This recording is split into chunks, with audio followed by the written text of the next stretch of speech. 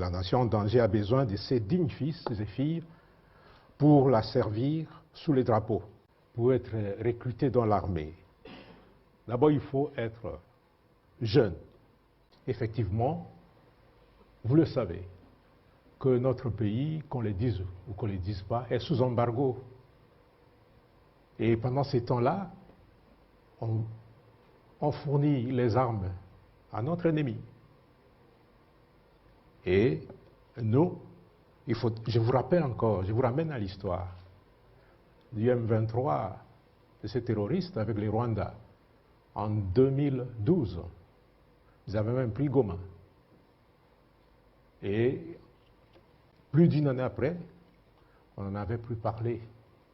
On les a chassés en novembre 2013. Info 243 au cœur de l'actualité.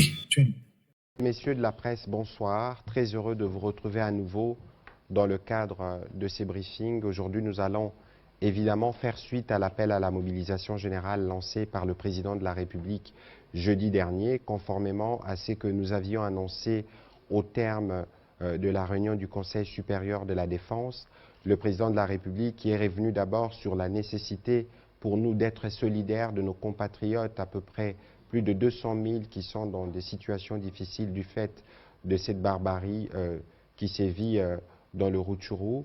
Le président de la République qui a aussi eu l'occasion de faire un coming back sur la stratégie de paix qu'il a favorisée dans le cadre de nos relations de bon voisinage. Il est revenu notamment sur ce qui nous lie avec l'Ouganda, sur ce qui nous liait avec les Rwandais, les efforts qui ont été mis en place pour finalement arriver à une région de Grand Lac pacifié. Le président de la République qui a demandé aux Congolais de partout où nous nous trouvons de transcender nos clivages et nos différences pour qu'ensemble nous puissions répondre à l'appel de la patrie, parce que ça fait près de 3 décennies que cette situation dure et qui paralyse durablement notre économie. Le président de la République a lancé un appel aux jeunes pour qu'ils s'en rendent dans l'armée, un appel qui a reçu un écho favorable tant à Kinshasa que dans les Nord Kivu, dans les autres parties du pays.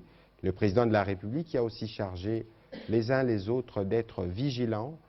Par vigilance, il entendait dire, nous y reviendrons ici, que nous devons tous être dans un rôle actif pour la protection du territoire national, c'est que nous avons des plus précieux, la mère patrie, mais d'autres points sur lesquels il est revenu, nous aurons l'occasion au cours de ces briefings de revenir sur ces différents aspects.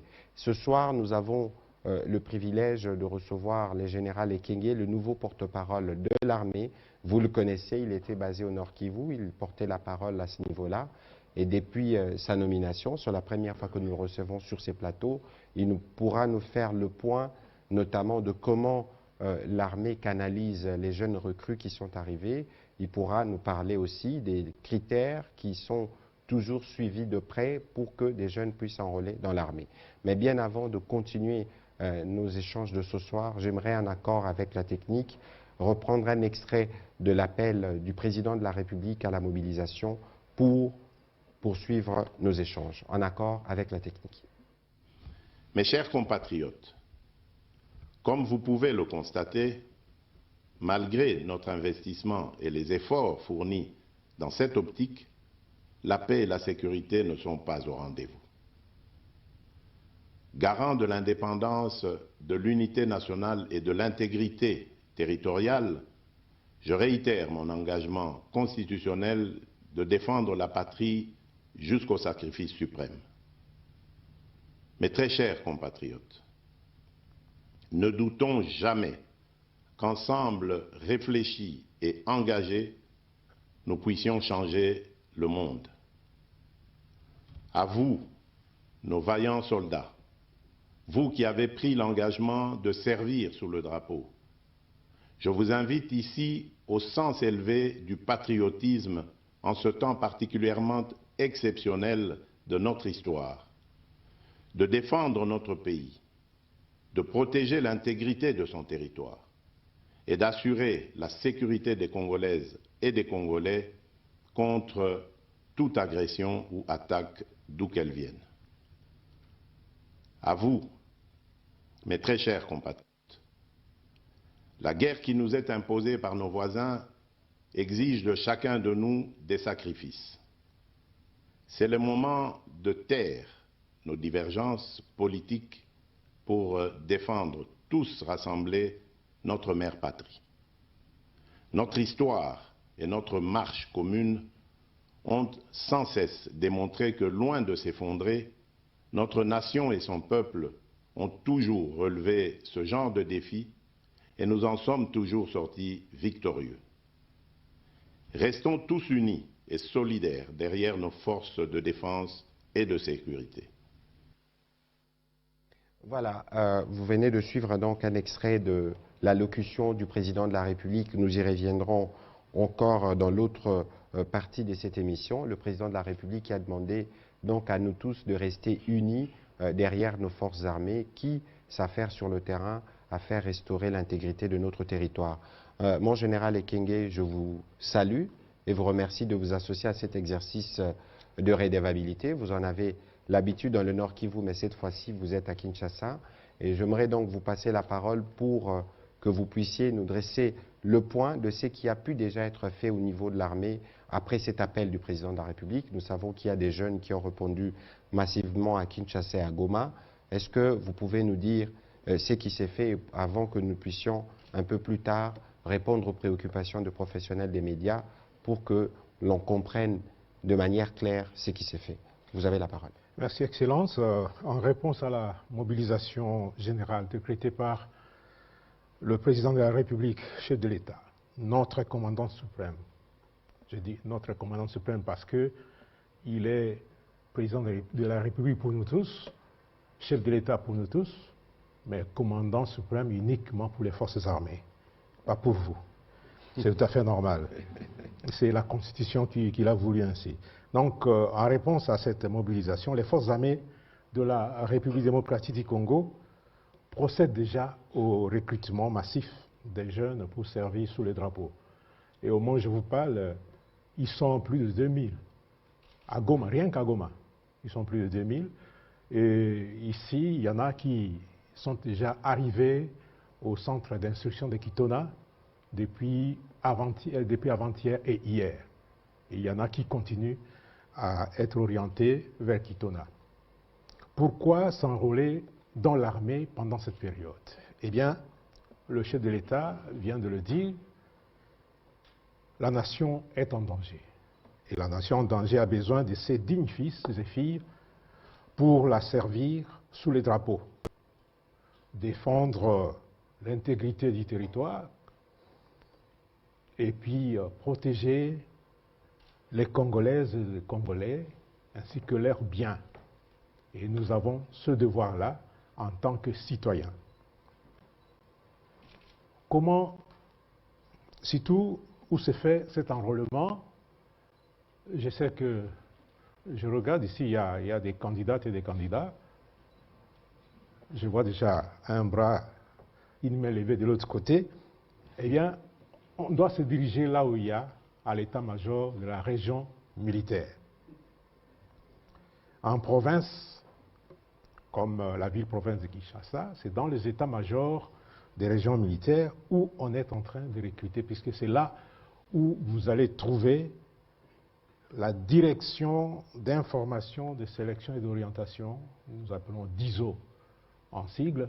Ce sont ces spécialistes-là qui sont chargés d'accueillir les candidats au recrutement, de pouvoir les screener et puis de pouvoir les orienter également.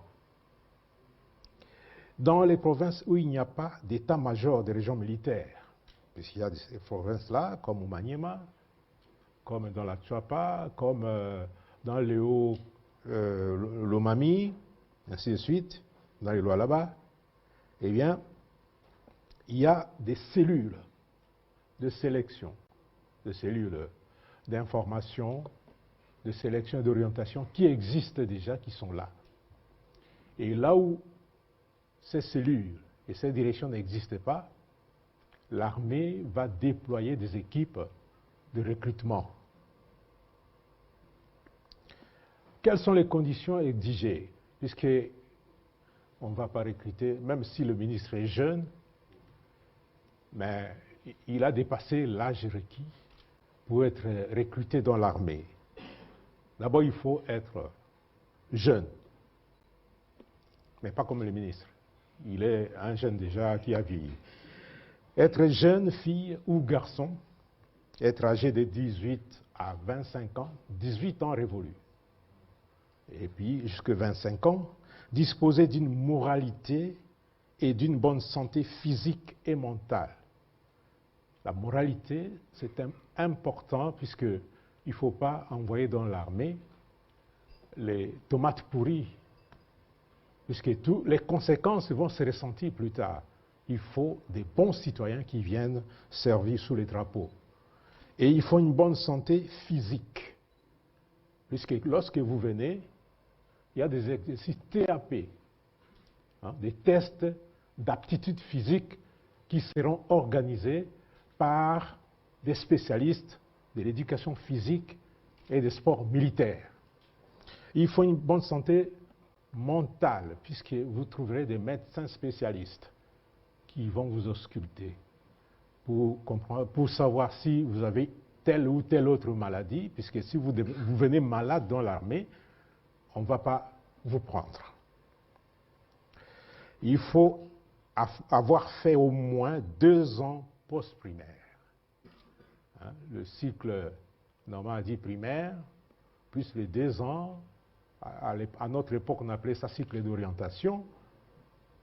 Aujourd'hui c'est l'enseignement fondamental, les 8 ans de l'enseignement fondamental, avoir au moins fait ça.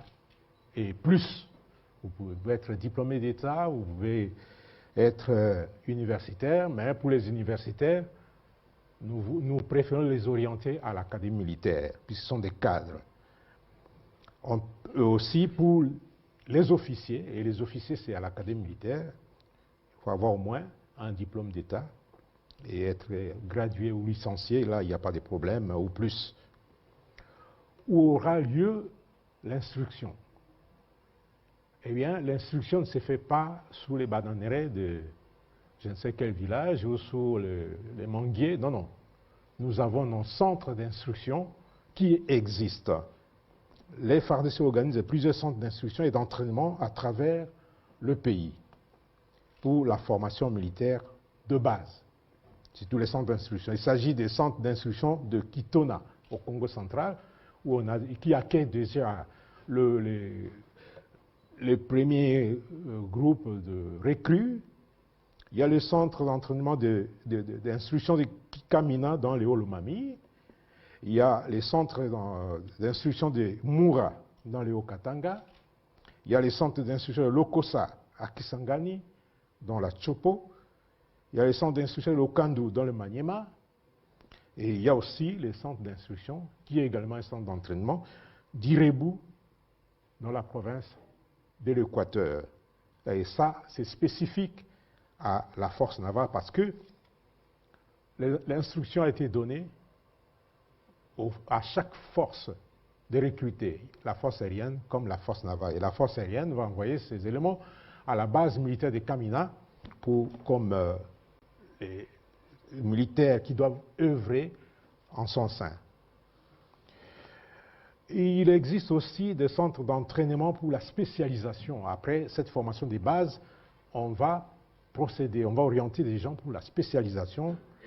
Kotakoli, à l'Équateur, Kambaouma, dans la Chopo, et Luama, au Maniema, c'est pour les commandos, la formation commando, et Kamina, pour les troupes aéroportées, ainsi que les prévôtés militaires et les spécialistes de la force aérienne. Après la formation des bases, quelques militaires peuvent, puisque lorsqu'on termine la formation des bases, on est déjà un militaire, et ils peuvent être formés dans des écoles des sous-officiers, au Kambaouma, à Moura, à Kitona, ou dans des écoles spécifiques, puisque l'armée, c'est un État dans un État.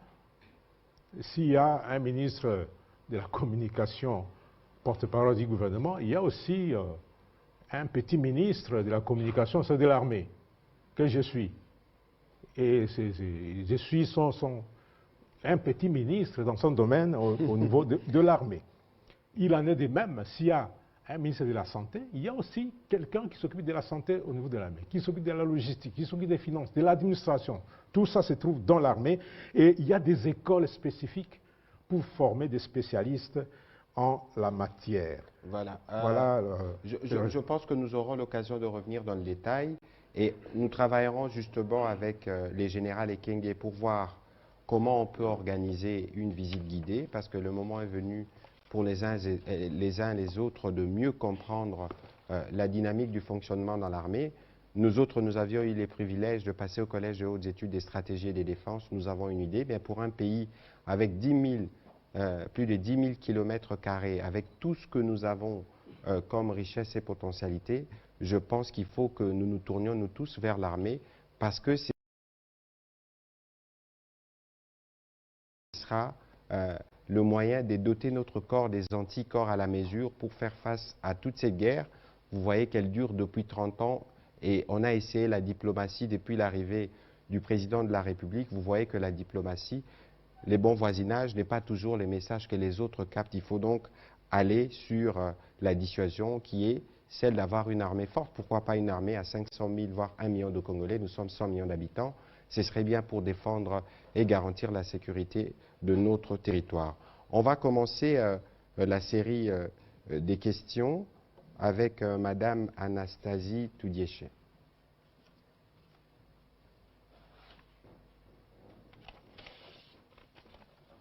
Merci, Monsieur le Ministre. Est-ce qu'on m'entend? Oui. Merci, Monsieur le Ministre, Messieurs les ministres, si je vous ai bien suivi.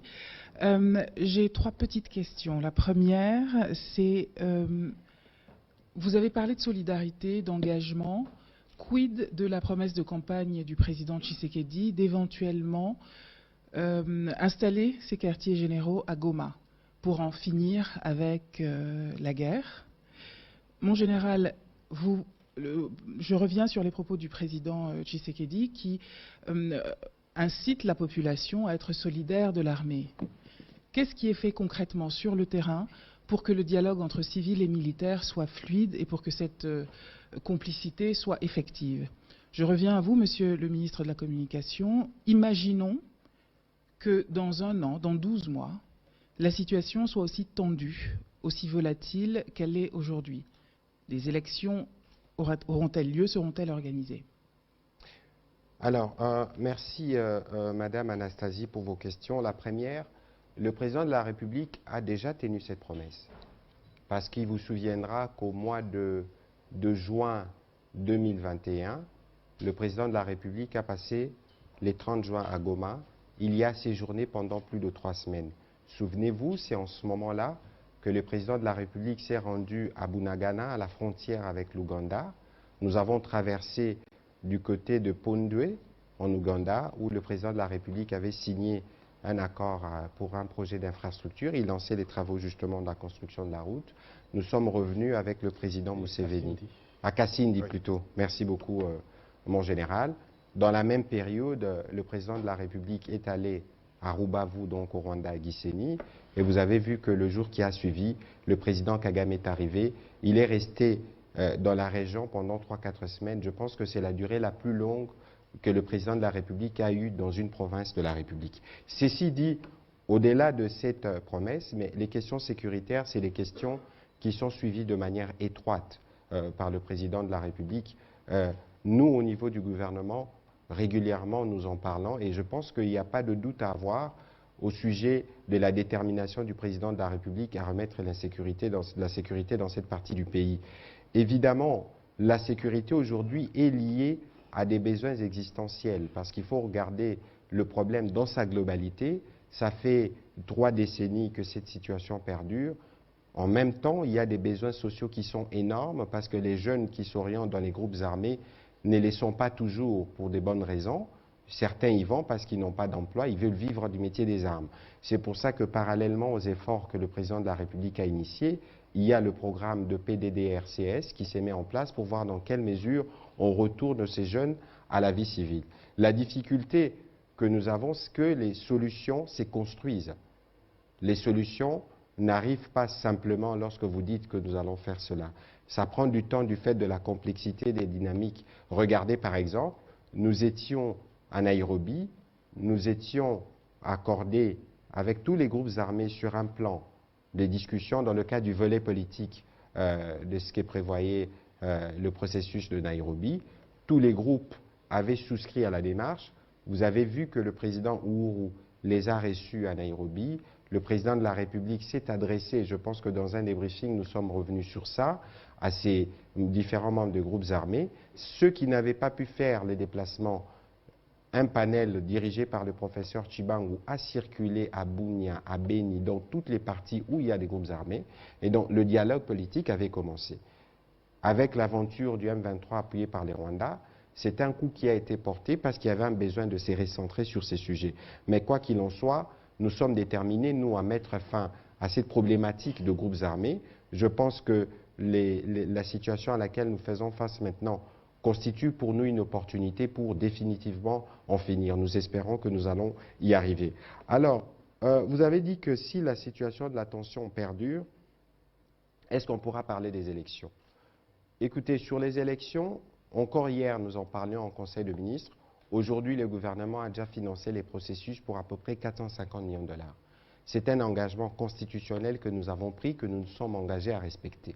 Mais lorsqu'il y a des circonstances comme celles que nous vivons actuellement, évidemment, il y a des réflexions qu'il faut faire. Non pas dans le sens de ne pas organiser les élections, mais dans le sens de s'assurer que les Congolais, partout où ils sont dans des conditions de paix et de stabilité qui permettent de leur garantir leur droit des votes.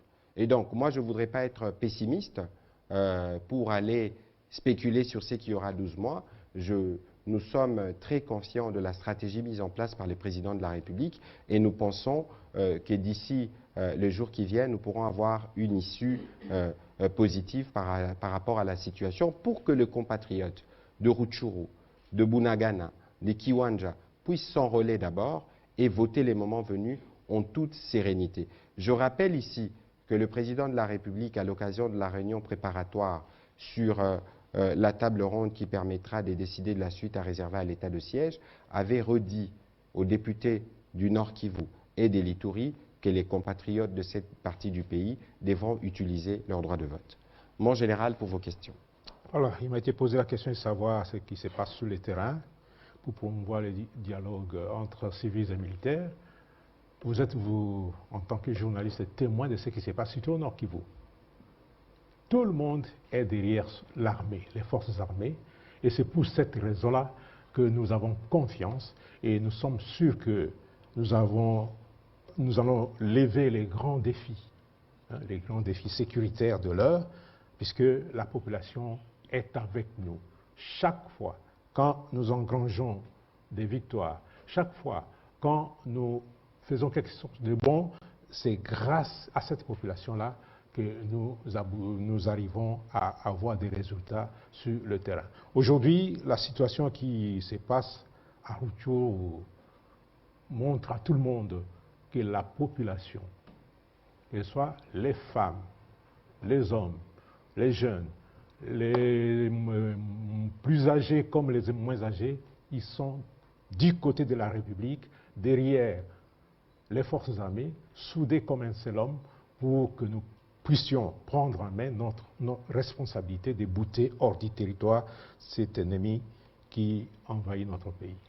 Je crois que dans l'ordre de ce que les généraux viennent de dire, la relation civilo-militaire, ce n'est pas seulement civilo-militaire, mais y compris avec la police, est une relation qui doit être reconstruite. Parce que fort malheureusement, il y a des épisodes malheureux que nous connaissons. Mais aujourd'hui, par exemple, le président de la République l'a déjà dit plusieurs fois en Conseil de ministres, que le travail qui s'est fait au ministère des Infrastructures, par exemple, on recourt très souvent au génie militaire.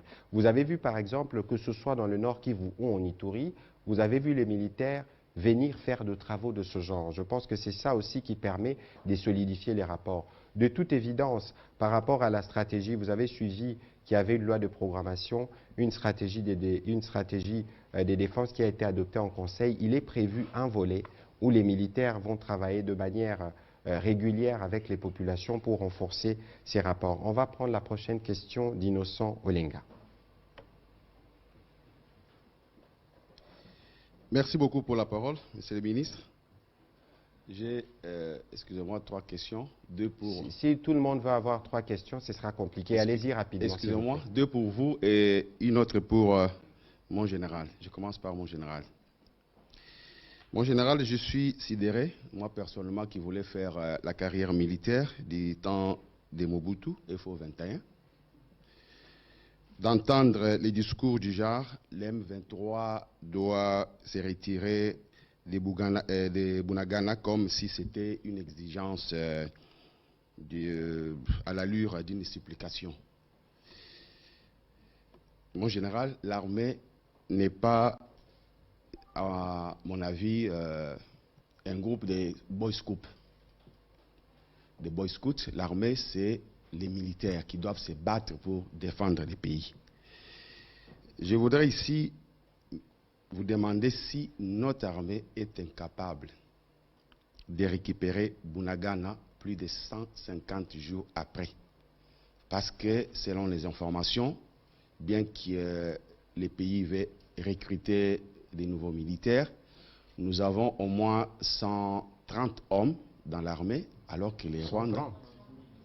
130 000 plutôt hommes, alors que les Rwandais, selon ce qu'on nous a dit, n'en disposent que 32 000 hommes. Et nous avons aussi un équipement plus puissant que les Rwandais. Qu'est-ce qui fait que Bunagana, plus de 150 jours, est toujours dans les mains de l'armée? Au ministre Patrick Mouyaya, je voulais porte-parole du gouvernement. On sait qu'à l'impossible, nul n'est tenu. Votre gouvernement, qui est aussi le nôtre, envisage-t-il de faire recours aux armées des pays amis, comme le maréchal Mobutu l'avait fait autrefois? Il avait fait recours aux Marocains, aux Français, aux Belges, lorsque Moba, Kolwezi avait été assiégé par les ex-gendarmes katangais. Mouzé Laurent Désiré Kabila l'a fait aussi, avec les Zimbabwéens, les Namibiens et les Angolais. La question, Innocent. Est-ce que votre gouvernement envisage-t-il aussi de faire recours aux armées des pays amis? Et puis la deuxième question, je me rappelle qu'à... La troisième plutôt. La dernière, s'il vous plaît. La dernière d'ailleurs. Oui, s'il vous plaît. Je me rappelle qu'à la deuxième agression du Rwanda, avec à la tête les RCD Goma en 1998, le général Faustin Mounene avait déclaré que l'hypocrisie de Pierre Buyoya, qui était à l'époque président du Burundi, était plus dangereuse que l'arrogance de Paul Kagame. Dans votre discours, vous ne citez que les Rwandais et vous épargnez l'Ouganda, alors qu'on sait que l'Ouganda aussi est derrière tout ce qui se fait dans l'Est de la République. Pourquoi vous ne les citez pas? Alors, je veux vous répondre rapidement.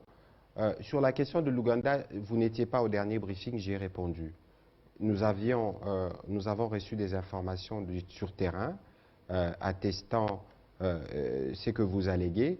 Il y a les services qui sont en train de travailler. Il ne faut pas oublier qu'avec l'armée ougandaise, nous sommes en opération dans le Grand Nord et qu'il y a des canaux réguliers de communication. Et donc, de ces points de vue, les moments venus, dès que les éléments seront réunis, on pourra corroborer ce que vous dites si les faits l'attestent, parce que nous avons fait le choix d'être transparents. Alors, sur la question, s'il faut recourir aux pays, je crois qu'Innocent, il faut regarder les choses dans les contextes dans lesquels nous sommes. Le président de la République, en acceptant ou en proposant l'adhésion de la République démocratique du Congo à la communauté de l'Afrique de l'Est, il y a un schéma politique qui en est ressorti. Tout le monde veut de la République démocratique du Congo, mais une République démocratique du Congo pacifiée. Parce que c'est elle qui permettra, vous avez suivi le président Ruto quand il s'adressait aux troupes kenyanes pour venir ici, c'est la RDC qui permettra de faire éclater les potentiels, pas seulement de cette région, mais aussi de toute l'Afrique. Et il n'est, disons les choses telles qu'elles sont, il y a l'insécurité à l'est de la République démocratique du Congo. Et donc aujourd'hui, répondre aux préoccupations sécuritaires à l'est de la République démocratique du Congo, c'est répondre aux problèmes sécuritaires de toute la sous-région. C'est l'esprit qui a guidé. Et donc il a été convenu que pour restaurer la paix dans cette partie du territoire, on va discuter dans les cas de mécanismes de l'EAC, mais aussi avec le pays concerné, sur comment nous traitons les menaces communes. Avec les Ougandais aujourd'hui, le président de la République l'avait aussi dit, on a les ADF, qui est un groupe armé, groupe terroriste ougandais, mais qui tue essentiellement en République démocratique du Congo. Comme vous le savez, les terrorismes, c'est combat en coalition. C'est ce que nous sommes en train de faire avec l'Ouganda. Si vous allez du côté du Sud Kivu, il y a des problèmes avec des raids Tabara ou des qui sont liés au Burundi. Là aussi, nous travaillons avec le Burundi. Il faut savoir que dans tout ce qui s'est fait, le point d'appui principal, c'est les forces armées de la République démocratique du Congo. Et que toutes les armées qui viennent à notre invitation, parce qu'il y a un besoin de rassurer les uns les autres, on collabore, mais ce sont nos officiers, nos soldats qui sont les premiers à montrer la voie et à indiquer comment cela devrait se faire. C'est des solutions provisoires, mais rapides, qui peuvent nous permettre d'aller vite à l'économie pour permettre de régler les problèmes de population. Je ne viderai pas la question du général, il y répondra, mais je dois juste rappeler, et le président de la République l'a aussi dit dans son adresse à la nation, que nous étions à Luanda en juillet, nous étions à Nairobi, il avait été convenu de la cessation des hostilités et d'un cessez-le-feu. C'est le choix que nous avons fait parce que le président, encore une fois, vous a dit, plutôt que la guerre, il a fait le choix de la diplomatie. Il ne faut pas oublier, cher innocent, que cette guerre, elle s'émène dans notre territoire. Et que, imaginez, par exemple, de mettre Rutshuru en feu où il y a une masse importante de population. Donc, les autres viennent en terreur.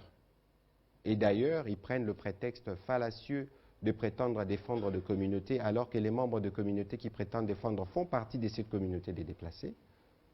Nous devons toujours tenir compte de la nécessité de protéger la vie.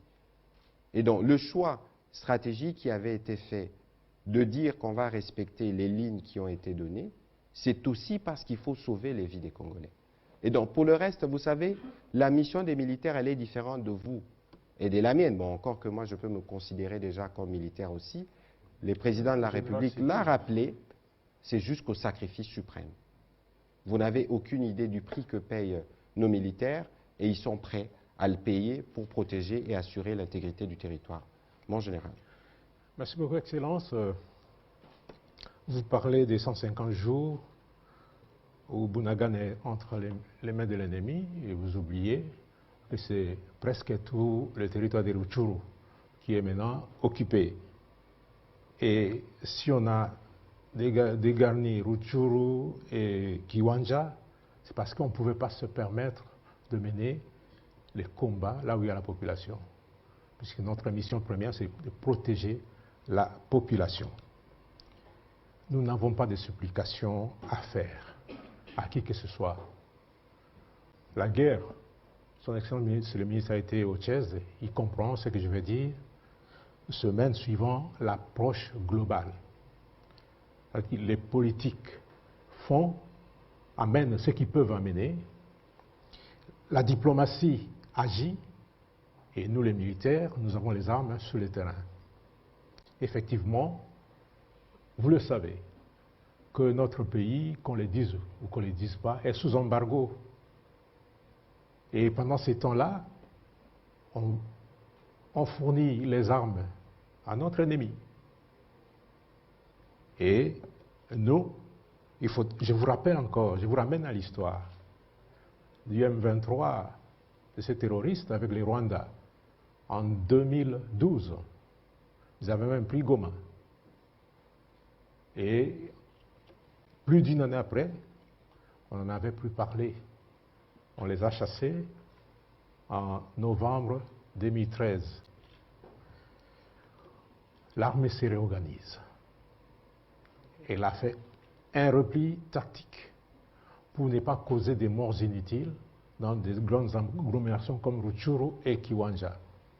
Et aujourd'hui, nous sommes là et on va tout mettre en œuvre pour que nous puissions récupérer tout l'espace conquis aujourd'hui par le Rwanda, puisque les M23 n'ont même pas d'effectifs, ils n'ont même pas des moyens mais tout ce qui est là, ce sont les militaires rwandais et leurs équipements. Ils ont même abattu un avion de la MONUSCO, vous savez, et vous avez suivi la déclaration de Mme Bintou Keïta, vous avez suivi la déclaration du secrétaire général des Nations Unies, qu'ils sont hyper armés, et ce n'est pas le M23, c'est plutôt le Rwanda qui a mené son arsenal sur le terrain, mais rassurez-vous, et je vous rassure, que aucun centimètre de notre pays ne sera laissé sous les bottes de l'ennemi. Voilà, on va prendre la question d'Israël Moutala. Merci, Monsieur le ministre, pour la parole. J'aurais... N'ayez pas 3 questions. Non, deux petites questions. La question, c'est est-ce que vous allez aller aux négociations avec le M23 aujourd'hui? Parce que c'est une résolution de la communauté de l'Afrique de l'Est qui demande à ce que... qu'on aille aux négociations le 16 novembre. Qui parle d'un dialogue inclusif. Oui, un dialogue inclusif. On ne cite pas spécifiquement le M23. Oui, mais ce dialogue, on demande à ce que le M23 soit intégré à la table des négociations. Mais est-ce que vous serez ferme sur vos positions antérieures, selon lesquelles vous ne pouvez pas négocier avec le M23 s'il ne se retire pas de Kiwanja et maintenant aujourd'hui de Rutshuru, avant c'était de Bunagana. Est-ce que vous irez aux négociations avec le M23 en gardant les positions actuelles? Est-ce que vous serez ferme ou pas, ou vous irez à l'état actuel? L'autre question, c'est par rapport à la mobilisation générale qu'a décrété le président de la République. Est-ce que les conditions politiques sont-elles réunies pour une mobilisation générale? Parce que nous avons entendu certains cadres de l'opposition qui disent que les conditions ne sont pas réunies, il est fâché avec X, il est fâché avec Y, il y a des prisonniers d'opinion, il faut décrisper politiquement d'abord la situation avant d'envisager de décréter une mobilisation générale. Voilà mes 2 petites questions et aussi la petite... juste par rapport à la déclaration selon laquelle le comportement du Rwanda est semblable à celui de la Russie. On a dit que vos propos ont été sortis de leur contexte. J'aimerais que vous nous en précisiez la teneur. Bon, je veux commencer par le dernier. C'est regrettable parce que malheureusement, beaucoup ne font pas un petit effort. Ils se sont limités à lire les titres, mais ils n'ont pas lu le contenu. C'est toujours bien de mettre les choses en contexte. Dans mon esprit, et c'est suivant les réponses que vous pouvez lire d'ailleurs dans Jeune Afrique, j'ai relevé cette forme d'hypocrisie de la communauté internationale par rapport au drame qui sévit en République démocratique du Congo. J'ai cité un exemple. C'est bien beau de recevoir des délégations de haut niveau qui vont visiter notre prix Nobel, le docteur Mukwege, mais toutes ces délégations savent les conditions qui ont fait que le docteur Mukwege devienne prix Nobel. C'est parce que justement il y a la violence. La violence s'est pérennise. Nous étions avec le roi des Belges le 13 juin justement à Panzi avec le docteur Mukwege, quand le Rwanda, à travers ses supplétifs du M23, prenait Bunagana. Le roi de Belge était avec nous sur les territoires. Mais qu'est-ce qui a été fait depuis ce moment-là? Les docteurs Mukwege prix Nobel depuis 3-4 ans, mais la violence continue. Et on parlait de l'élan, notamment qu'il y a autour de l'Ukraine, parce qu'il y a des similarités dans les sujets. L'idée, ce n'était pas d'épingler spécifiquement la Russie, mais il y a des similarités. Aujourd'hui, il y a une solidarité mondiale qui s'organise pour le peuple ukrainien. Mais pourquoi il n'existe pas cette solidarité mondiale massive pour le peuple congolais qui, depuis 30 ans, bat les records? Je crois qu'aujourd'hui, les chiffres rivalisent avec les chiffres des victimes de la Deuxième Guerre mondiale. On parle de plus de 8 millions de morts. Est-ce que ce n'est pas suffisant pour que le monde puisse se dire, cette fois-ci, nous mettons fin à l'hypocrisie? Combien de pays, vous avez suivi le KST qui a fait un rapport ce matin qui corrobore ce que nous disons, que le Rwanda a effectivement soutenu les M23. Ils ont dit que 6 pays occidentaux ont confirmé, mais combien ont eu le courage, en dehors des États-Unis, de les dénoncer publiquement? Parce qu'un mal reste un mal, il faut les nommer. Parce que lorsque vous nommez les mâles, il y a des conséquences. Après, on peut nous parler des réals politiques et de tout ce qui vient avec, mais ici, il s'agit des vies humaines. Il s'agit d'un drame qui doit s'arrêter. Et donc, c'était plutôt une interpellation destinée à la communauté internationale pour qu'elle puisse faire davantage pour le retour de la paix à l'est de la RDC. Lorsque le secrétaire général des Nations Unies vous dit que nous savons que nous, on n'a pas les moyens qui permettent de régler les problèmes, parce que c'est une armée qui opère. Il n'a pas cité les Rwandais, parce qu'il est resté diplomate, il est dans son rôle. Mais pourquoi aujourd'hui, on ne s'élève pas de manière dure et ferme, non pas forcément pour nous qui sommes au gouvernement, mais pour toutes ces populations, pour toutes ces femmes qui sont violées, pour tous ces enfants qui ne peuvent pas aller à l'école. Et donc, l'humanité est confrontée, autant on doit regarder la crise en Ukraine au sens humanitaire, autant on doit regarder la crise en République démocratique du Congo. Je souhaiterais que, si malentendu il y avait, que malentendu soit dissipé et que les propos soient compris sur la nécessité aujourd'hui pour la communauté internationale de faire davantage pour restaurer de manière définitive la paix à l'est de la RDC, parce que vous avez vu qu'il y a eu des manifestations de colère à Goma, où les gens sont en train de penser que nous sommes victimes d'un complot international. Je ne voudrais pas aller jusque dans ces considérations, mais l'idée pour nous, c'est que nous voulons la paix chez nous, nous voulons que nos enfants aient à l'école, nous voulons que nos femmes puissent être en paix et nous voulons développer notre pays. Sur votre deuxième question, mobilisation générale, est-ce que les cadres sont réunis, les préalables sont réunis, Israël, de quoi on parle? Si aujourd'hui Goma tombe, je prends la pire des hypothèses, de quelles conditions on va parler? La maison brûle, au lieu de prendre des lots pour aller éteindre les feux, vous allez poser des conditions, lesquelles? Nous avons dit tout à l'heure que les élections vont arriver dans un. Nous savons tous, et c'est cela notre faiblesse, qui fait qu'aujourd'hui, pendant 30 ans, les problèmes perdurent. Parce que justement, même en ambition commune, en objectif commun, on ne sait pas se mettre ensemble. Ici, il ne s'agit pas d'une guerre qui est faite au président Tshisekedi, intuitu personné, ou à notre gouvernement, le gouvernement du Premier ministre Sama Lukonde. C'est une guerre qui est faite à tous les Congolais. Et donc, pour se mobiliser, pour défendre la patrie, vous ne pouvez poser aucune condition. Ça, c'est les points de départ. Et pour le reste, maintenant, il y a de l'organisation, parce que moi, par exemple, je veux réitérer à la fin de cet exercice l'appel aux médias, parce que vous faites partie, comme moi, du front médiatique. Peut-être on peut en convenir d'une discussion, d'un échange sur comment vous pouvez faire davantage, mais cela ne doit pas être la condition pour que vous-même, vous puissiez jouer votre rôle citoyen de défense de l'intérêt de la patrie. Il faut que cela soit bien clair. On ne peut pas mettre des conditions lorsqu'il s'agit de sauver ce que nous avons de plus précieux qui s'appelle la mère patrie. On ne peut pas faire la politique avec la sécurité, avec la survie de la nation. Alors, sur votre première question, je veux rappeler ce que je disais ici. Lorsque le président de la République est parti au conclave de Nairobi, je pense que c'était au mois de juin, il a été convenu qu'après l'adhésion de la République démocratique du Congo, il y aura un processus politique d'une part. Les recours d'ailleurs à la force d'imposition de la paix étaient une alternative qui aurait pu ne pas se mettre en place si les discussions politiques avaient abouti. C'est justement le Rwanda, parce que sa stratégie c'est de maintenir l'Est de la RDC en zone d'instabilité, a vu qu'il y avait une fenêtre qui pouvait, de manière définitive, amorcer les processus pour un retour de la paix dans cette partie du pays, a recommencé la guerre avec les M23. Pour nous, le président de la République l'a dit, il faut qu'on retrouve d'ailleurs les images, qu'on les rediffuse, il a demandé aux enfants, aux brebis égarées, de regagner la patrie. Et on discute des conditions des redditions, parce que vous savez que dans le cadre du programme PDDRCS, il n'est pas prévu des réintégrations dans l'armée. Parce que justement, l'un des défis que nous avons aujourd'hui dans l'armée, c'est parce qu'on a fait des brassages et mixages.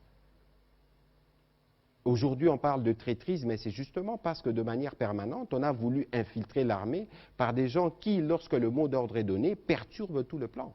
Et donc l'idée aujourd'hui, et cela doit être bien clair, les M23 doivent se retirer des positions occupées, se retirer jusque, je pense qu'il y a une délimitation qui avait été faite, avant d'être réintégrés dans les processus comme tous les groupes armés. Parce que si justement ils ont été exclus du processus, c'est parce qu'ils ont recouru aux armes. Et donc tous les chefs d'État de la région avait convenu que plus personne ne touche les armes, sinon il y a la force.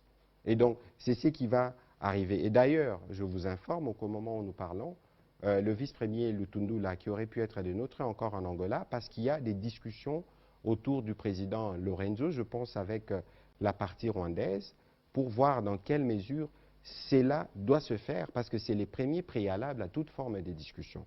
Nous pensons que c'est une fenêtre qui nous permettra de manière définitive de régler ces problèmes. Parce que finalement, qu'est-ce que le Rwanda veut? Les prétextes mensongers de dire qu'au Congo, on s'en prend aux rwandophones. Mais comment vous pouvez-vous devenir sans mandat les porte-parole d'une communauté? Et même quand vous les devenez, vous êtes à la base de la situation de tous ces déplacements. On ne va pas aller regarder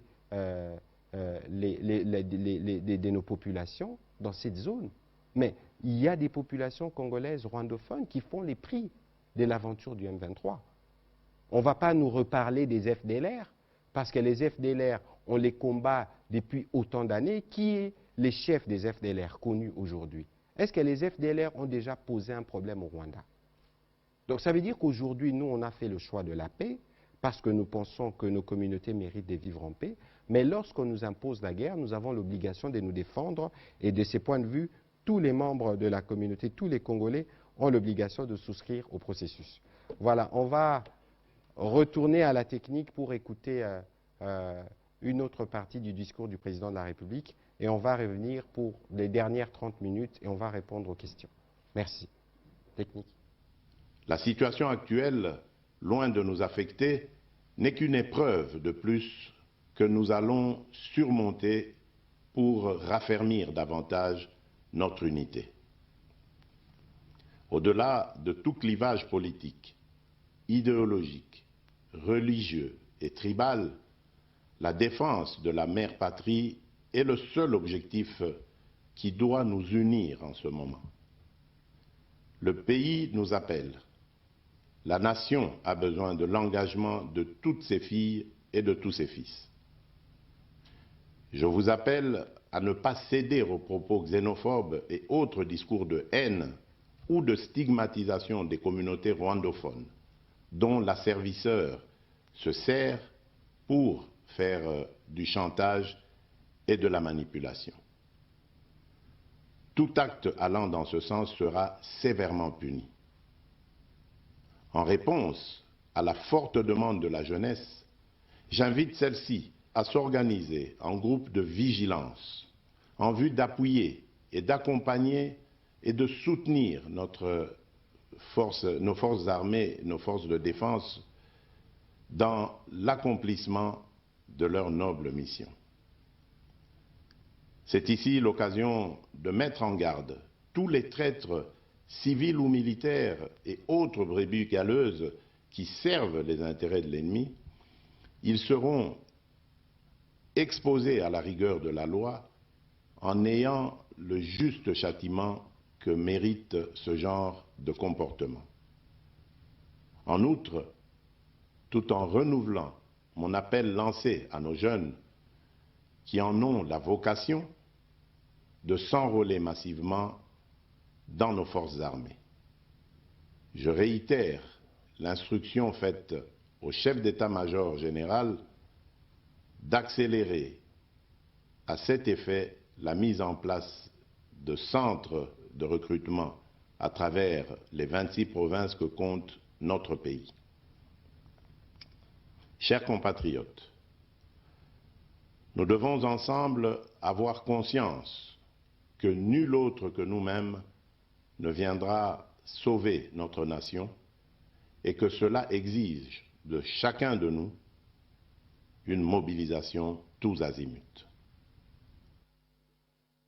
Voilà, vous venez de suivre cet extrait du président de la République qui conclut d'ailleurs très bien. Nul autre que nous-mêmes ne viendra sauver notre nation. Le président de la République a parlé notamment de la vigilance, parce que j'ai reçu beaucoup de questions des médias à ces propos. La vigilance à laquelle fait allusion le président de la République n'est nullement à confondre avec groupe d'autodéfense. Il a bien parlé des vigilances, si vous avez suivi les propos, à côté des forces armées. Parce qu'on parle de traître, on parle de manipulation. Nous sommes ici, nous savons tous que le Rwanda nous accuse d'un discours xénophobe imaginaire. Il n'est pas exclu que l'on crée une situation où on s'en prend aux rwandophones ici en RDC pour après nous charger. Et donc, comme on aime dire aux États-Unis, Madame Tudiéche, vous devez le savoir, if you see something, say something. Donc, si vous voyez quelque chose, dénoncez, parce que dans la défense de la patrie, chacun de nous a un rôle à jouer. On va prendre la question de Mbelechi, puis ce sera Jean-Ri Koumandé. Monsieur le ministre. J'ai eu à échanger avec, au moins pendant 2 heures avec des collègues du Rwanda. J'ai posé des questions aux collègues. J'ai dit, oh, qu'est-ce que votre président cherche? Et ils me disent que non, vous gardez des FDLR et puis vous attaquez aux Congolais rwandophones. J'ai dit, ok, s'il faut chercher les FDLR, vous avez eu à gérer l'état-major général de FRDC. Vous avez eu James Karebé qui a géré l'armée congolaise. Est-ce qu'il n'a pas eu le temps de chercher ces FDLR? Parce que vous dites qu'ils ont même intégré l'armée. J'ai dit, ok, vous dites que nous nous attaquons aux rwandophones, aux Congolais rwandophones, et ces gens, ces rwandophones vivent mieux en Tanzanie, au Kenya et dans d'autres pays. J'ai dit, ok, c'est bon. Moi, j'ai vécu. Il y a même mes parents qui ont été... certains de mes parents qui ont été en bon terme avec ces gens que vous défendez aujourd'hui. Alors, monsieur le ministre, vous avez appelé à la mobilisation générale et ils craignent qu'au travers de cette mobilisation, vous attaquez aussi à ces gens qu'ils veulent défendre à tout moment. Quelles sont les mesures qui ont été prises? Quel message aujourd'hui vous allez adresser à la population du Nord Kivu qui accepte aujourd'hui de rejoindre ces groupes de vigilance? Alors, le général pourra dire un mot sur les FDLR parce qu'il faut briser ces mythes-là. Et il y aura bientôt des détails que nous pourrons mettre à votre disposition pour vous rappeler ce qui a été fait pour mettre fin à ces phénomènes. D'abord, le président de la République lui-même, il a dit que les services de sécurité sont instruits pour que chaque acte, parce qu'il ne faut pas penser que la guerre s'est faite simplement sur les fronts là-bas, sûrement qu'il y a des infiltrés ici qui essaieront de faire des dérapages pour que de l'autre côté ils disent « regardez ce qui se passe ». Le moindre incident va mettre l'eau dans leur moulin. Et donc ici, le groupe de vigilance, je reviens sur ce que j'ai dit tout à l'heure, n'est pas du tout à confondre avec groupe d'autodéfense. Le président de la République l'a dit en conclusion de son discours, que ceux qui veulent s'enrôler dans l'armée sont libres de le faire. Et le général pourra peut-être vous expliquer, parce qu'il y a même un vetting qui s'est fait avec l'UNICEF sur les effectifs avant qu'ils ne puissent être recrutés et envoyés en formation. L'UNICEF vient vérifier parce qu'il ne faut pas qu'on cherche des pouces sur nos têtes sans cheveux en disant qu'ils veulent enrôler des enfants. Nous avons le droit de défendre notre territoire avec ce que nous avons. Je crois que les amis de l'autre côté doivent nous laisser nous défendre suivant la stratégie qui est la nôtre. Et donc il faut que cela soit bien clair. Je rappelle qu'au terme du Conseil supérieur de la défense, dans les discours du président de la République qu'on a rappelés, il est strictement interdit les recours à des propos xénophobes, à la stigmatisation. Et que les services, les générales est ici présent, ils les vivent là-bas dans le Nord Kivu, sont instruits pour que tout acte de dérapage puisse être sanctionné. Ici, ce n'est pas simplement parce qu'il s'agit de communautés rwandophones, c'est parce qu'il s'agit de la protection de tous les Congolais de manière générale. Et que la violence ne sera nullement admise ni contre eux, ni contre vous. D'ailleurs, je ne connais même pas vos origines. Et le président de la République, dans la ligne qui est la sienne et qui est la nôtre, c'est de regarder les Congolais dans notre diversité. C'est cela qui fait notre richesse. Mon général, sur la question des FDLR, qu'est-ce que vous pouvez dire? D'abord, je veux commencer par l'attaque contre les communautés rwandophones. C'est un alibi, tout simplement. Il en est de même des problèmes d'FDLR. FDLR, vous avez dit que James Kabarebe a été chef d'état-major général de notre armée, il n'a rien fait là-dessus. Mais il y a pire que ça. En 1998, j'étais encore à Goma, j'étais major. Mais il y a une opération nommée Umoja Wetu. Les Rwandais sont venus au Congo. Ils sont allés rechercher les FDLR. Ils n'en ont même pas trouvé 20. Ils n'ont pas neutralisé 20 FDLR. Ils ont fait un mois et ils sont rentrés. Je vous rappelle aussi, je voudrais vous informer d'une autre chose.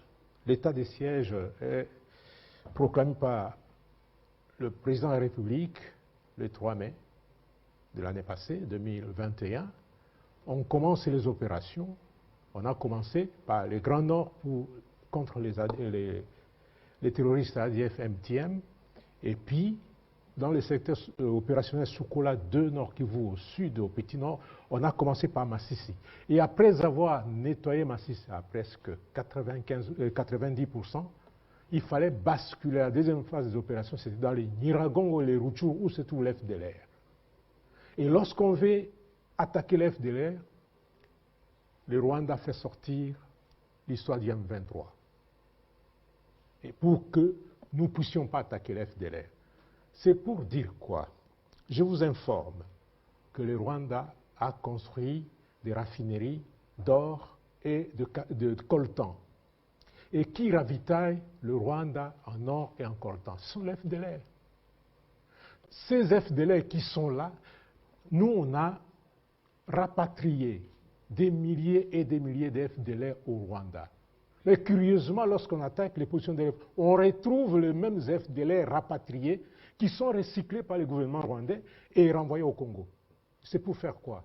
Le gouvernement rwandais trouve au Nord Kivu une zone d'influence économique, une zone où ils doivent, qui les fait vivre. Si vous avez suivi l'interview du président Kagame à France 24, diffusée à TV5 et aussi à RFI, il a dit que c'est une question de survie du Rwanda.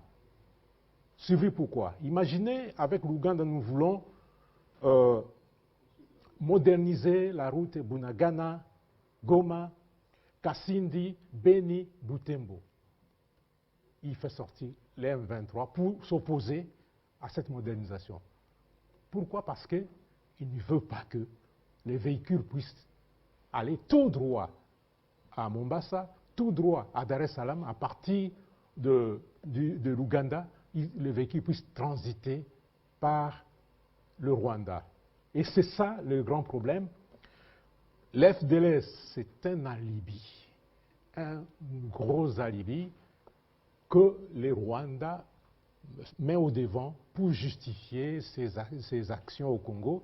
Et ces actions au Congo, ça c'est une guerre purement de survie du Rwanda, une guerre économique. Imaginez, je vous donne un exemple également. J'ai essayé d'échanger avec nos amis de la DGM et ils m'ont donné un exemple. Ils disent que si vous prenez 100 personnes qui traversent la frontière, à la grande comme à la petite barrière, 20, ce sont des Congolais qui partent au Rwanda et 80, ce sont des Rwandais qui viennent au Congo. Ils viennent au Congo faire quoi? La survie.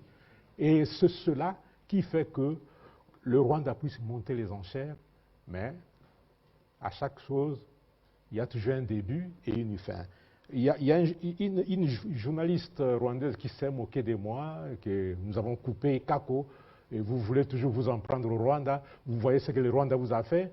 Je lui ai dit, rira bien, qui rira le dernier. Voilà, on va prendre la question de Jean-Henri Commandé. Merci beaucoup. Monsieur le ministre... Et puis ce sera Faustin.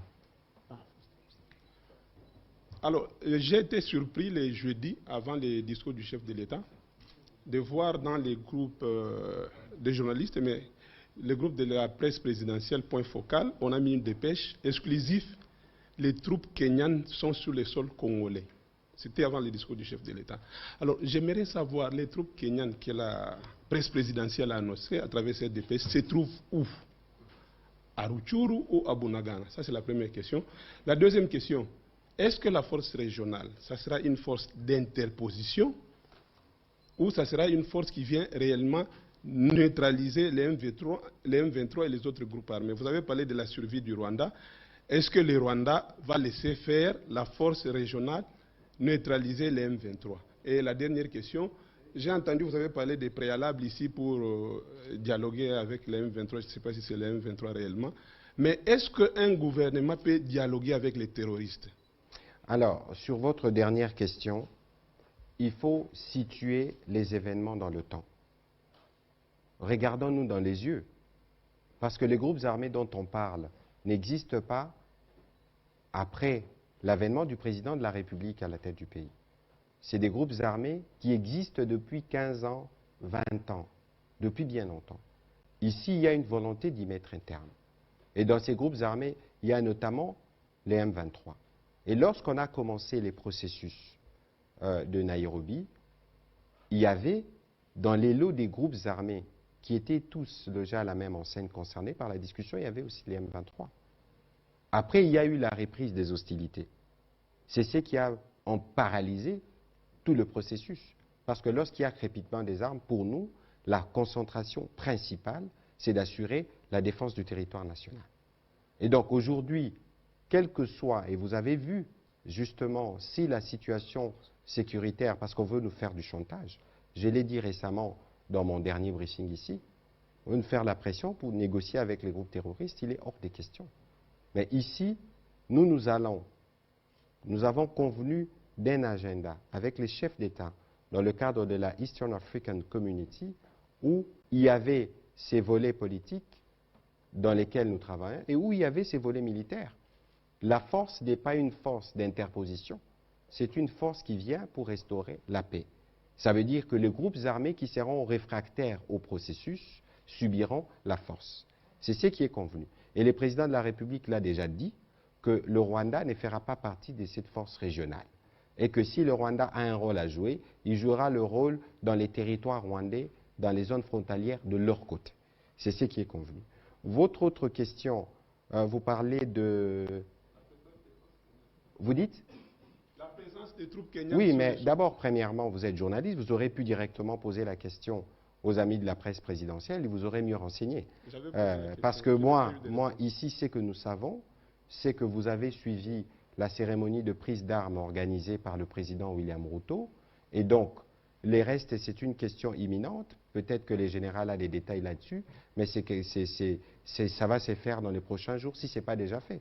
Le problème ici, c'est qu'il y a quelques jours, et c'est justement la dangerosité de se laisser gérer parfois par des informations qui circulent comme ça, on disait « Ah, les Kenyans sont partis ». Alors qu'on n'avait jamais vu arriver les troupes kenyanes. Mais on a dit qu'ils étaient partis.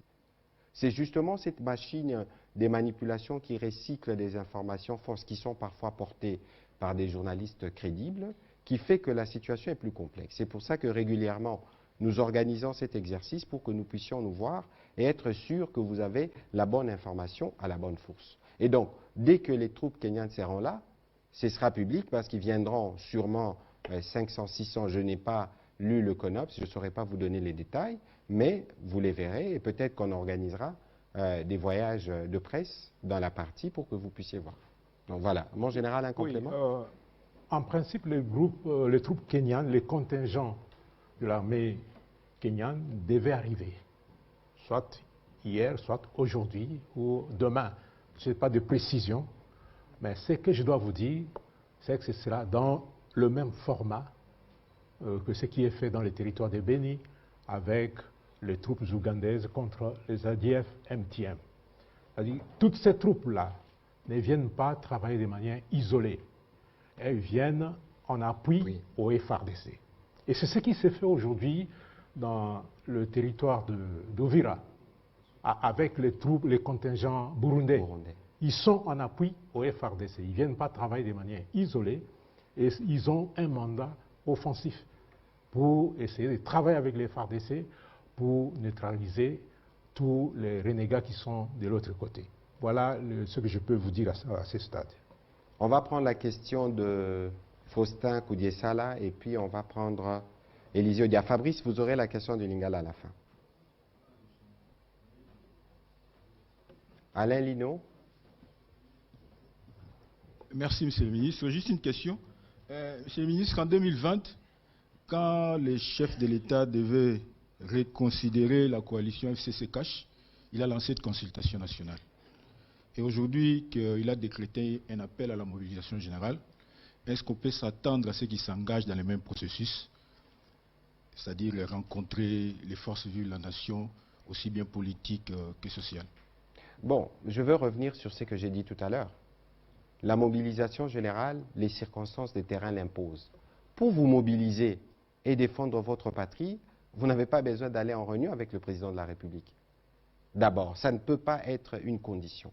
Pour le reste, le président de la République a sa boussole, il a son plan, donc les moments venus, s'il prendra des initiatives, vous serez associés, vous serez au courant, nous en parlerons. Mais pour le moment, chaque Congolais, où qu'il se trouve, doit se mobiliser. Voilà. Alain Lino Marcelli, avancez aussi, on va prendre les 3 dernières. Stéphie Mukendi, avancez aussi. On va prendre une question, s'il vous plaît. Comme ça, on a le temps de terminer. Une question au porte-parole de FRDC. Vous avez parlé des conditions pour intégrer ou pour être recruté au sein de l'armée. Est-ce qu'on ne risque pas de confondre rapidité, précipitation? La durée de la formation, elle sera de combien? Et peut-être rapidement au porte-parole du gouvernement, au regard de tout ce qui se passe. Parce qu'avant l'état de siège, on avait l'intégralité du territoire national. Pendant l'état de siège, on est en train de perdre quelques portions de notre territoire et non de moindre. Est-ce que ce n'est pas le temps, le moment de dire que ça y est, l'état de siège a été un échec? Bon, on ne dira jamais que l'état de siège a été un échec parce que nous n'avons peut-être pas la même grille des lectures. Et au-delà de toutes les informations que nous vous donnons, peut-être qu'il y a des aspects que vous ne considérez pas. Madame Élisée Odia, vous êtes congolaise, regardons-nous dans les yeux dans quel état se trouve notre pays. Les problèmes de sécurité perdurent depuis 20-25 ans. Les solutions s'est construites, c'est jamais une dégénération spontanée. Le général pourra peut-être dire 2-3 mots là-dessus parce qu'il est porte-parole du gouvernement, il était porte-parole jusqu'il y a peu du gouvernement provincial du Nord Kivu. Ne regardez pas le siège, l'état de siège sous les prismes de 0 mort immédiatement, 0 trouble immédiatement. C'est un objectif avec lequel on a commencé, avec lequel on a connu de progrès. Mais malheureusement, c'est peut-être pas dans l'ADN de métier de journaliste de parler des choses positives lorsqu'elles marchent. Vous n'allez pas nous dire que depuis que l'état de siège a commencé, il n'y a jamais eu de bonnes nouvelles. Il y en a, mais qui malheureusement ne font pas toujours l'objet de l'intérêt des médias ou des ONG parce que ce n'est pas dans leur ADN. C'est pour ça que nous avions récemment organisé, on planifie d'en organiser un autre voyage de presse, par exemple en Ituri, où des routes qui étaient jadis inaccessibles ont été rouvertes par l'armée, les trafics a repris. Je pense qu'il faudrait peut-être diffuser abondamment toutes ces images. Donc pour ce qui est, voilà un peu ce que je peux dire à propos. En général, est-ce que vous avez des éléments à compléter? Il n'y a que les aveugles qui ne savent pas voir, mais des fois les aveugles savent écouter et palper les réalités avec leurs mains et leurs sens, les autres sens. Si Kagame s'énerve aujourd'hui, c'est parce que l'état des sièges a fait un travail de titan. Fraude fiscale, on a bloqué ça. La fraude des douaniers, les trafics des minéraux. Les usines de Kagame sont en train de fermer. C'est le résultat de l'état des sièges. Si vous allez aujourd'hui dans le Massissi, malheureusement, l'insécurité commence à rentrer puisqu'on a dit désengager les unités qui étaient dans les Massissi pour les orienter vers Rutshuru pour faire face à la menace rwandaise. Mais aujourd'hui, la route qu'on est en train de la route Sake, Massissi, Walikale, c'est depuis plus de 20 ans que cette route n'est pas ouverte. Et si vous arrivez à Walikale aujourd'hui, vous allez constater que cette population se dit appartient au Nord Kivu seulement par le nom. La population ne vit que de la Chopo, puisque cette route n'existe pas. Et on est en train de rouvrir cette route-là, par les fonds propres générés par l'état des sièges. L'état des sièges qui a doublé les recettes, puisqu'on a trouvé que le gouvernement provincial mobilisait 1 milliard $1 million par mois, $1 million par mois, mais nous, on est arrivé à doubler à 2 millions. Là où les gens disaient que mes électeurs ne payent pas cette taxe, nous, on a dit non, il faut payer les taxes. Un bon citoyen doit s'acquitter de ses obligations fiscales. Et aller, effectivement, à Goma, ça n'a pas commencé par l'état des sièges.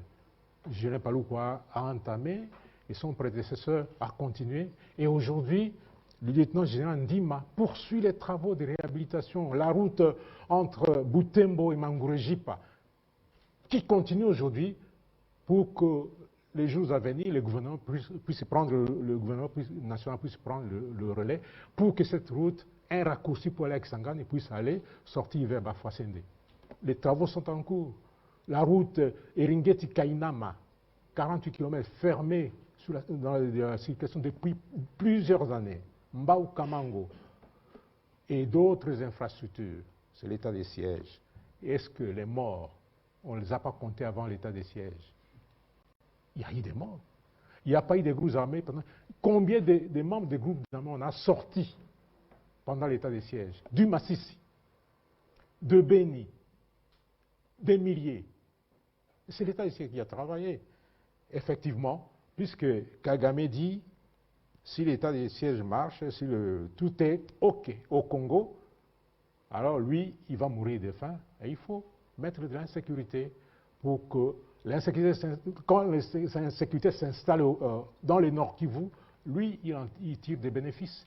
Parce qu'on va faire passer les minéraux pour alimenter ces raffineries de coltan et de cassitérite. Voilà l'essentiel. Mais pour la durée de la formation, il y a des spécialistes dans l'armée. Chacun a son travail et ils savent ce qu'ils font. Nous avons des instructeurs qui savent qu'en cas d'urgence, il faut telle durée, et en temps normal, il faut, pour la formation normale, c'est 9 mois en temps normal. Et en cas d'urgence, ils savent comment réduire cette formation tout en gardant l'essentiel. Et c'est ça le travail de l'armée. Malheureusement, en République démocratique du Congo, tout le monde est devenu spécialiste des questions militaires.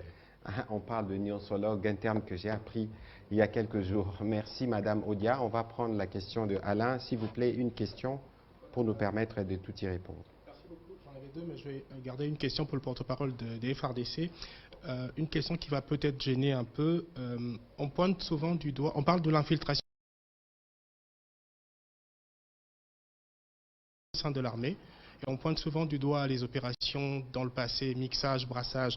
Quelques militaires, mais qui n'ont aucun lien avec le Nord Kivu, mais qui ont trahi. Qui ont trahi. On a arrêté quelques militaires. Non. Des militaires non congolais, son Excellence nous a parlé des brassages, des mixages. C'est une étape de la vie. Peut-être que dans ces brassages, des mixages, il y a des étrangers qui sont entrés, et c'est la stratégie de l'autre côté, mais vous devez savoir que dans toutes les armées du monde, on peut trouver ça. Mais nous avons des spécialistes au sein de l'armée pour déceler tous ceux qui ne sont pas avec nous. Et il y en a qui sont... Nous, on n'a pas l'habitude de claironner lorsque nous menons nos actions. Nous avons des actions que nous menons en silence. C'est ça, l'armée n'a pas l'habitude de trop parler, mais elle agit à l'intérieur. Mais rassurez-vous, tout rwandophone n'est pas rwandais. Vous devez savoir ça, avoir ça en tête. Là où il y a la frontière, les populations sont à cheval entre les pays. Et sinon, vous allez dire que tous les Nandais sont des Ougandais. Hein? Sinon, vous allez dire que tous les gens qui sont au Nord-Ubangi sont des Centrafricains. Alors que chez nous, ce sont les Mbandi, là-bas, ce sont les Sango, ils parlent la même langue, c'est la même culture. Il y a même des familles qui sont à cheval. Donc ça, c'est un faux problème que les gens posent. Voilà, on va prendre la question de Stéphie Mukindi. Monsieur le porte-parole de l'armée, besoin de nouvelles du front, besoin de chiffres. Depuis le début de combat contre le M23, combien d'éléments M23 sont neutralisés par les FARDC et combien d'éléments FARDC ont perdu la vie? Ça, c'est les journalistes congolais. Il aime les chiffres. Il aime les chiffres. Nous, on ne parle pas en termes de chiffres. Nous, on parle en termes d'action. Non. Si moi je meurs au front, ce sera un événement à cause de mon grade. Mais c'était un non-événement. Puisque je suis volontaire, j'ai accepté de servir la patrie sous les drapeaux, j'ai signé un contrat avec la mort. Donc ce n'est pas un événement, la mort du militaire. Ce n'est pas un événement. C'est vous qui voulez en faire un événement. C'est son job.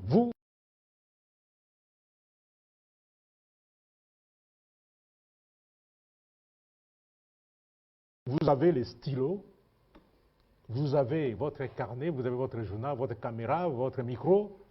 Nous, on a l'arme. Mais sachez que la guerre n'est pas un jeu d'enfant, c'est un jeu de la mort. Et la mort, elle est au quotidien. Elle est au quotidien.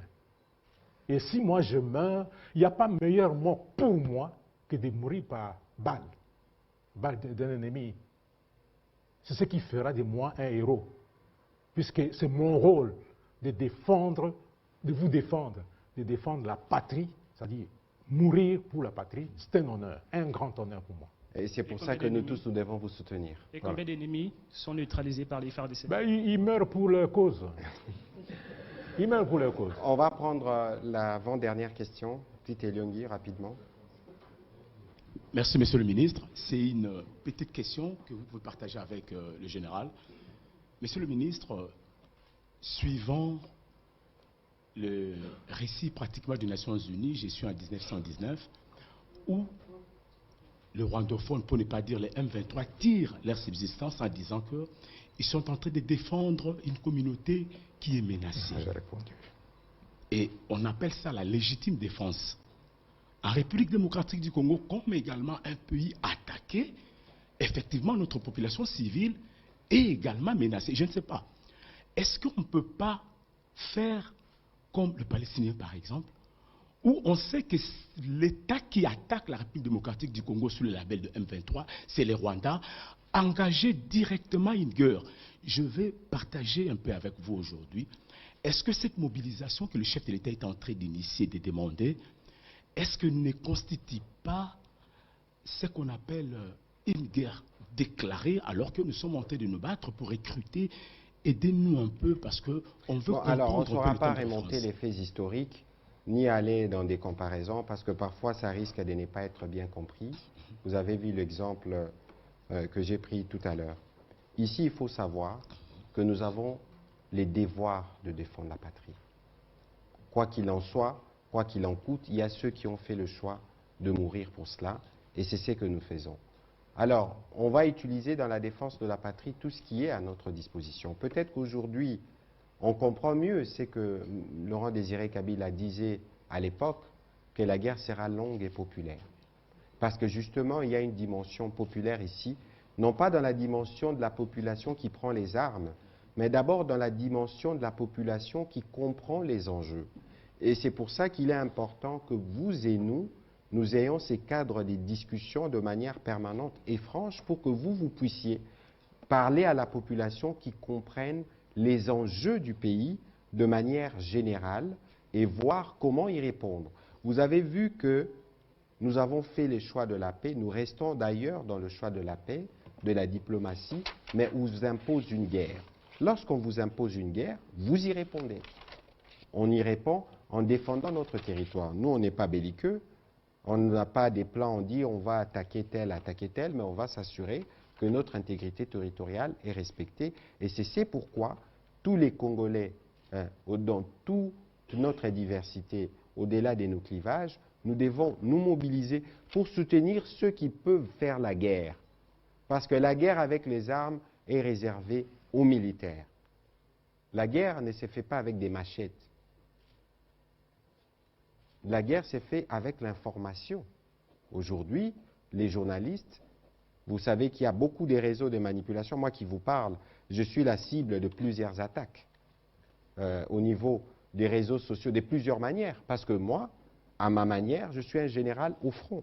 Oui. Je suis désolé, on va me dire que les journalistes sont indépendants, mais avant d'être journaliste, vous êtes d'abord des citoyens. Et que la pluralité d'opinions que nous avons ici, vous avez suivi la question de Mbelechi ici, là-bas, les journalistes sont tous alignés parce que nous suivons les débats qui se font là-bas.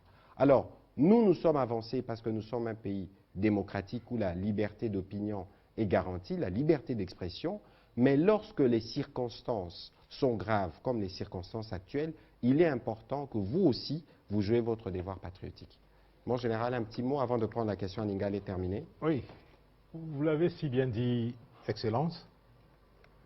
Nous défendons notre territoire et on n'a pas de choix. Nous ne sommes pas chez les voisins. Nous sommes chez nous, on est agressés, nous avons le devoir, l'obligation de nous défendre. Et chacun des citoyens congolais doit se comporter en conséquence. Dernièrement, j'ai réuni les responsables des médias et quelques journalistes, les gens de l'UNPC à Goma, pour les rappeler ce devoir citoyen-là. Par exemple, il y a des informations que Tchangarabo, il y a un site Tchangarabo qui diffuse des informations. Il y a Goma 24 que vous connaissez qui dit ça, ce sont des sites du gouvernement rwandais. Et ils diffusent des informations et nos journalistes récupèrent ça, les répercutent. Ça, c'est prêter les flancs à l'ennemi. Donc la mobilisation vous concerne aussi, vous, en tant que journaliste. Avec votre micro, avec votre caméra, avec votre stylo, vous devez participer à cette guerre. J'étais sidéré quand les autres m'ont dit, oui, vous nous demandez de contribuer à Goma. On m'a dit, mais il faudrait alléger les fiscs avant que nous puissions contribuer. Je leur ai dit, où on est citoyen congolais, un bon citoyen, ou on ne l'est pas. Si vous êtes un bon citoyen, il n'y a pas de conditionnalité pour défendre l'intégrité de notre territoire. Voilà, la dernière question, Fabrice en Lingala, et on va terminer. Matondi mingi mwana mboka Patrick Muyaya motuna ezali moko na yo moko pe na Moïma Mpinga bai Congo démocratique balingi koyeba monkoloto nini oyo bo sali bongo na Mampinga ya bikolo bi Afrika o bazali koya kopesa maboko simbisi na mbula matari ya Congo démocratique mingi penza bai Mampinga et pona nini recrutement ya ba jeune oyo bozali kobenga lelo baya kokota na armée beaucoup sala ngo retard. Pourquoi pas couper ça un programme après kosi sa bongo kilasi ya humanité mbala moko baimbo kabazo tanto inane ya kuyekola mosala ya Mampinga pona ko défendre mboka na bango pona nini na tango ya retard ose déjà bazali ko attaquer République démocratique du Congo. Bon, mon coloto est la signature. Accord. Non, je crois que awa il faut to limbole la batu malamu. Mokonzi mboka nakotala rôle oyo Congo eza nango na katikati ya Afrika desidaki ke ndenge toza membre ya SADC, ndenge toza membre ya CEAC, tozala pe membre ya organisation sous-régionale oyo esangisaka ba pays ya Est. Yango tokota kasi lere tokoti na organisation wana batu nyonso balobi na Est a RDC mwa bakokoso ezali. Bakokoso wana ezali neti soko tali na Uganda, eza ba groupe terroriste ougandais o babomaka na Congo.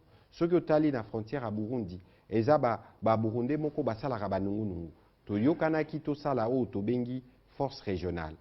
Ba soda basalaki plan moko, ba benga rango na lopoto CONOPS, na habité na Lingala. Concept opérationnel. Concept opérationnel, voilà. Na Lingala na habité sur balimbo la rango ndenge nini. Mais kasi na plan wana ba yokana ki ndenge nini déploiement ko sala. Et la kisi que Mapinga o ya biso ba rozala liboso. Ba wana bakoya ba rozala pembeni. Pona kotala ndenge nini ensemble tokobundisa ba groupes armés wana pona ko restaurer qui n'est pas na biso pe pona ko garantir menace ya baninga. Donc mon koloto moko particulier cinéma ki kuna ezate eza engagement au ba chef d'état région bazwaki pona ko zungisa kimia na parti wana. Mon général un petit complément na Lingala. Et puis armée mon côté egoya kozwa esika ya force armée ya République démocratique du Congo. Bazoya pona ko sunga biso.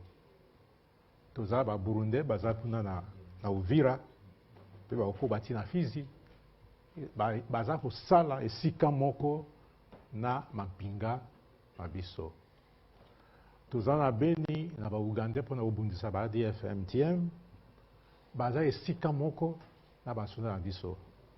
Biso tozala basoda ebele bango bakoya peut-être na bataillon moko bien mibale mais bayende kosunga na mwa makoki oyo baza na yango oyo biso tozala na yango te bango bakobakisa mais tokobunda eza teke mpo baya kosala non batelema na nzela biso tomata te tobundisa ba M23 na barwandais te bango basala oyo babengaka na lopoto interposition non c'est une mission eza mission oyo bapesi bango tobunda bitumba biso nyonso esika moko mais bakoya kosunga forces armées ya République démocratique du Congo. Voilà, on va terminer cet échange sur cette note. Je rappelle que le président de la République a lancé un appel à la mobilisation générale. Ndeko Fabrice, Mapinga basalaka recrutement de manière ordinaire. Eza musalo basalaka tous les jours. Mais par rapport à la circonstance en Bokande, Sengaki qui va répondre à un appel à Mukunzi. To sepeli tomoni na Kinshasa, tomoni na Goma, pena ba centre ville Moussousou général a eu occasion de beta lisolo nangote, nenge ba jeunes ba se mobiliser spontanément, on va les encadrer. Et je voudrais juste rappeler que pour nous mobiliser, on n'a pas besoin de poser des préalables parce qu'il s'agit de défendre la patrie. Je voudrais vous remercier les médias de votre engagement dans cette guerre, dans ces fronts dans lesquels nous sommes. On va dire que vous êtes indépendants, nous tenons à votre indépendance, mais il est aussi de votre devoir de réserver. Info 243 au cœur de l'actualité.